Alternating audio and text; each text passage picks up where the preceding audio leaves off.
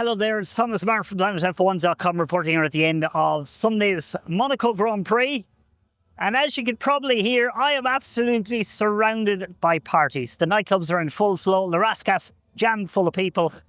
Track absolutely full of people over there as well. Over at the swimming pool, you're not getting onto the track tonight unless you're hitting one of these incredibly expensive nightclubs.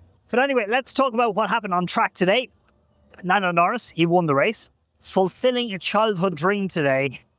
Great drive from McLaren. Second went to Charles Leclerc for Ferrari. Third was Oscar Piastri.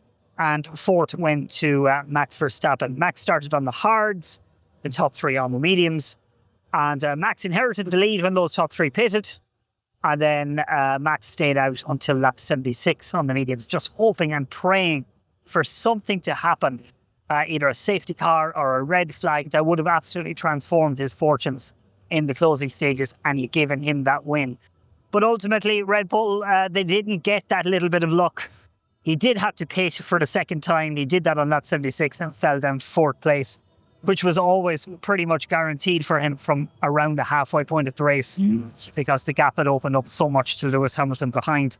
But as I said about Lando, he fulfilled a childhood dream. He said there was no real dramas in his race. It was nice to be building up some momentum, but he did hate the two-stop strategy. But he did say when it comes to no dramas, the only part of the race that was somewhat tricky for him was when he was cooped up behind Verstappen in those closing stages because Charles Leclerc breathing down his neck due to Verstappen's slow pace up front. Verstappen, he said that he wasn't intentionally trying to hold up Lando Norris, but his medium tires were so exhausted that basically he just had no pace to pull away. There was no real game playing on his part. It was just the natural way the strategy played out. But we have had a slight closing up in the championship situation due to Lando coming home ahead of Oscar Piastri.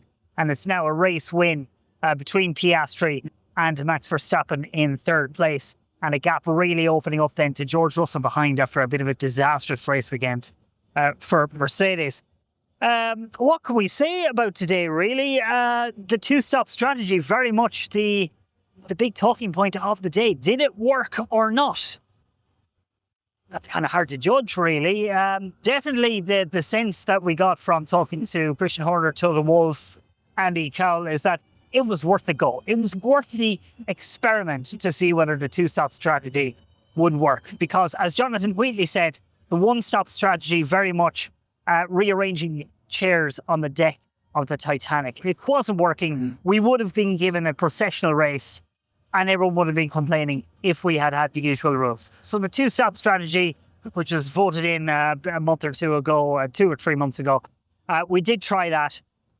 And it did add a little bit of variation, but nowhere near as wild as we were expecting. Andrea Stella, he said yesterday that they were expecting greater implications than first thought from this two-stop strategy, but it didn't play out in the end. Pretty much everyone's sticking to a reasonably safe and, not particularly wild strategy call. So in the end, it didn't really make that much of a difference to how the race played out.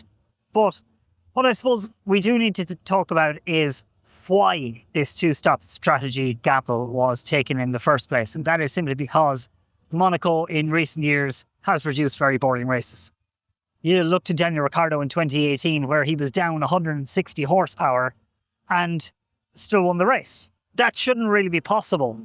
But such is the difficulty of overtaking here that was able to happen. And a similar thing happened today. Fernando Alonso in 6th place. He had an ERS issue on his car, down around 160 horsepower, and was still able to drive around in 6th place, only about 2 seconds, 3 seconds off the pace. And he was still looking good for those points up until the problem worsened and he was forced to retire anyway. But I think from being here the last couple of days and, being around the harbour and, feeling the history of this place, it's been on the calendar 75 years. This is a track which epitomises Formula One. All the glitz, all the glamour, all the sense of occasion and importance, self-importance, some might say. But fundamentally, this racetrack is unsuited to modern Formula One. But what I would say is that with next year, there is a regulation change coming for the cars. We're getting slightly smaller cars. We're moving in a slightly different direction in terms of the regulations. Why not see if it works with the normal regulations next year. Let's see if there's a little bit more racing next season. Because at the end of the day, other categories show it is possible to race here. So, if we leave the regulations alone for next year and they don't work, then maybe we start experimenting with what Toto Wolff suggested today about Monaco-specific regulations. His idea is that you basically can't drive too far off the pace, because what we saw today with Williams and Racing Bulls, this was a valid tactic that opened up for those two teams. In points positions, what Racing Bulls did was they used Liam Lawson to hold everybody up, give Isack Hadjar a chance to pit, come out ahead of Liam, and then Liam held everybody up behind him again to let Isack come out ahead of him. So Isack emerged after making his 2 mandatory stops in 8th place. And that pretty much guaranteed him a minimum of 8th place. And in the end, he came home in 6th. But Williams then, because they were behind Lawson and fell backed into a corner, they did the exact same thing with Alex Albon and Carlos Sainz. And what both of them said afterwards was they weren't proud of how that played out. Sainz said that he felt it was a manipulated race result. Alex Albon actually apologised for utilising the tactics that they did. And, you know, you can't blame Racing Bulls and Williams, because these were valid tactics left open to them. Hold everybody up, guarantee points positions for their team. But it's just, as Oscar Piastri said in the press conference, he said, is this really what we want from Formula One? This manufactured, gimmicky type of racing, which we did see today. We don't really, do we? So I think if we let the regulations happen naturally next year, let a natural race happen here, see how it works, and then look at maybe doing something different. But what Toto suggested today was that basically you can't drive around too slowly. You have to drive within X seconds of the pace of the leaders. Now, that to me is just way too complicated. It adds a whole new level of artificiality to what is fundamentally supposed to be a sport at the end of the day. And I can't help but feel that, you know, if a wild strategy had worked out here today, if someone had, like say if Verstappen had managed to get that second stop under a safety car or a red flag, while it would have been a valid tactic, it just would have been a little bit cheap. Or if someone had pitted on lap 1 and then pitted again on lap 2 and then just circulated to the end and capitalised on a safety car or a red flag or what have you, again, I think it would have been a little bit cheap. So overall, it's been a good weekend. Don't get me wrong, I probably sound quite down and out about it. I do think it was a valid experiment. It hasn't worked quite as well as we probably thought it was going to this time yesterday. No real wild variety in the strategies. So it was worth a try. Let's try again next year with the new cars and see how we go from there.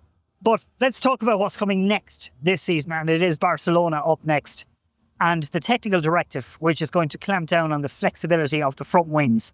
Now, this could be, as Fred Vasseur said this evening, it could be game-changing for the championship. Some teams have leaned into aeroelasticity over the last 12 months to 18 months, gained quite a lot of benefit from that. How much benefit? It depends on who you speak to. It's believed that McLaren and Mercedes, of the front-running teams, have the most, in theory, to lose from this clampdown on the flexing.